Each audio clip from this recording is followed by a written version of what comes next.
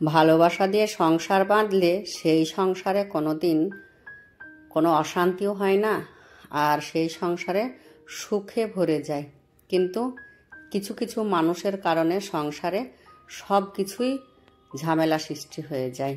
High, আসসালামু আলাইকুম। তোমরা কেমন আছো? আশা করছি তোমরা ভালো আছো। সকালবেলায় আমি চা খেতে খেতেই ভিডিওটা শুরু করলাম।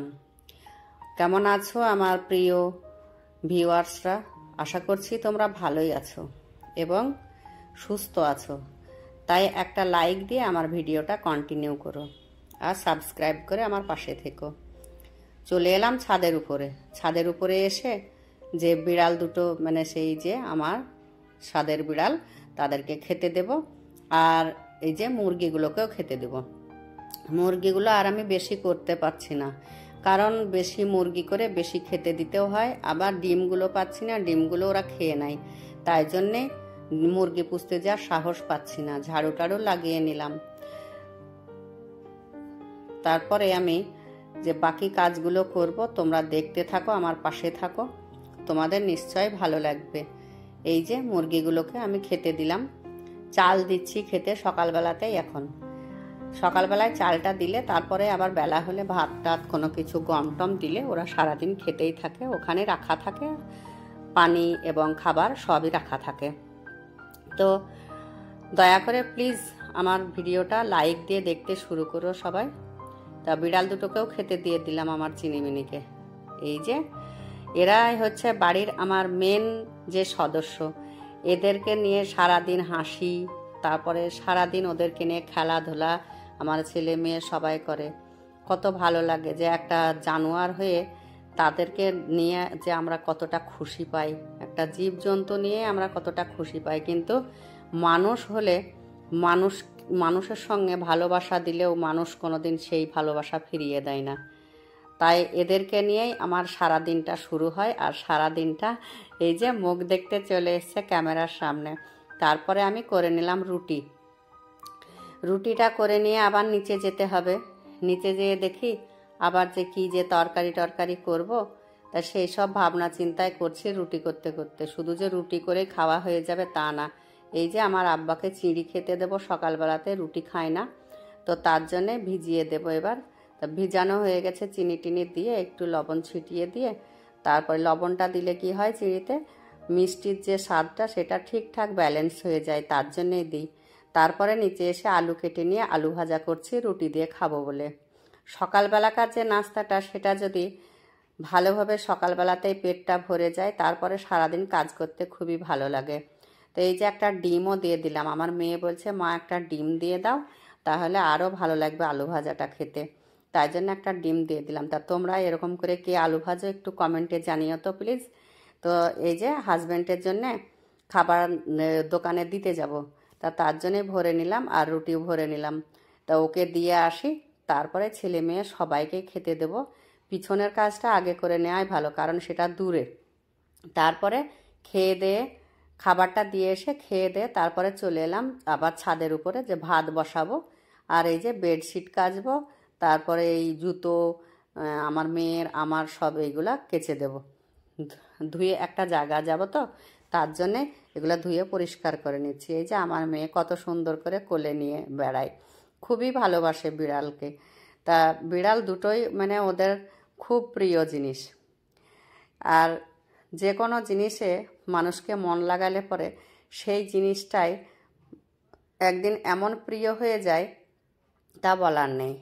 আগুন জ্বালিয়ে দিয়েছি চুলোতে, হাঁড়িটাও নেপে নিলাম। আর না হলে কালি হাঁড়ি তো ঘরে নিয়ে যাওয়া যাবে না, তো তার জন্যে লেপে পুছে তারপরে চুলোতে চাপালাম। ভাতটা রান্না করে নিয়ে যেয়ে আবার নিচে যেয়ে তরকারি করতে হবে। তো এই যে উপর নিচে করে রান্না করতে যে কষ্ট হয়, তবে ভালোই লাগে। আর সব কিছু কষ্টতেই হয়, কষ্ট না করলে কোনো দিন কেষ্ট মিলবে না। তা ভাতটা বসিয়ে দিয়ে আমি মাছ ধুতে লেগেছি। মাছটা ধুয়ে নেব, সঙ্গে সঙ্গে ভাতটাও হয়ে যাবে। যতক্ষণ মাছ ধোবো ততক্ষণ ভাতটাও হয়ে আসবে। তার মানে দুটো কাজ আমার একসঙ্গে হয়ে যায়। একটু ম্যানেজ করে করলে কাজগুলো সব কিছু সম্ভব হয়। তারপরে নিচে চলে এলাম, কলার মোচাটা ছাড়ানো হয়েছে, ভাবছি আজকে আর রান্না করব না, আজকে ইচ্ছা হচ্ছে না, তো তার জন্যই টিফিনে ভরে ফ্রিজে রেখে দেবো, অন্য দিন করে নেব। তা মাছ ধোয়া হয়ে গেছে, নিচে চলে এলাম, তারপরে মাছটা বসিয়ে দেব রান্না হতে। দুধওয়ালা এলো তো, তাই দুধ নিয়ে তারপরে দুধটা জালও বসিয়ে দেব। ট্যাপটা ওখানে রেখেছে আমার মেয়ে যেয়ে, তো তার জন্যে হটিয়ে দিলাম। এখানে কি এই ট্যাপ রাখার জায়গা? রান্না হচ্ছে এখন রান্নাঘরে, এবার ছোট তো বুদ্ধি তত নেই, বোঝে না। তো আমি আবার আমার নেশা আছে যে রান্না করতে করতেই দেখা, যে কোনো কথা হোক, কোনো বাংলা ওয়াজ হোক, কোনো কিছু, যে কোনো সাধারণ জ্ঞান যে জিনিসগুলো সেইগুলো দেখার জন্যে, মানে দেখি না, কানে শুনি আর রান্না করি। তাই জন্যে আরও আমার মেয়ে দিয়ে এলো ওখানে করেই।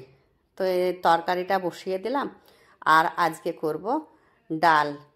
তো ডালটা বসিয়ে দিয়েছি ওদিকে, ডালটাও হচ্ছে, মাছটাও হচ্ছে, সাথে আমি এই যে থালা বাসনগুলোও ধুয়ে নিচ্ছি। একসঙ্গে সব কাজই করতে জানলে তাহলে সব কাজগুলাই সহজ হয়ে যায়। আর কারণ যে দাঁড়িয়ে দাঁড়িয়ে রান্না করব, তারপরে পরে থালা বাসন ধোবো, তাহলে কিন্তু কাজ আগায় না। তো তার জন্যে কাজগুলো এরকম করে ম্যানেজ করে করতে হয়। আর সব কাজ একসঙ্গে করা হয়, তবে একটু ম্যানেজ জানতে হয়। এই জিনিসটা ম্যানেজ না জানলে যে কোনো কাজেরই কোনো থাকে না, লাইন বোঝা যায় না। তো তার জন্যেই একটু ম্যানেজ করে বুদ্ধি করে সংসারের যে কোনো কাজগুলো করলে পরে সংসারটা যেন সুখময় হয়ে যায়।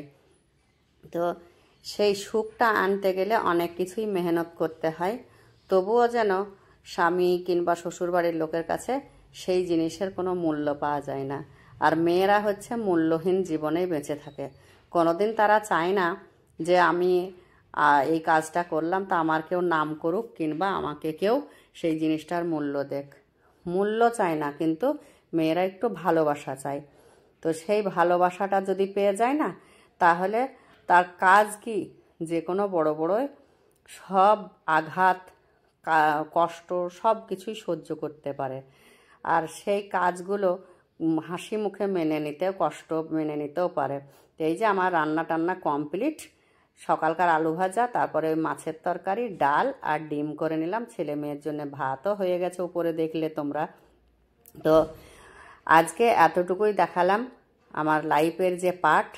তো তোমরা সবাই ভালো থেকো, আর আমার চ্যানেলটাকে সাবস্ক্রাইব করে, লাইক দিয়ে, কমেন্টস করে আমার পাশে থেকো। সুস্থ থেকো, ভালো থেকো, আমাদের জন্য দোয়া করো। খোদা।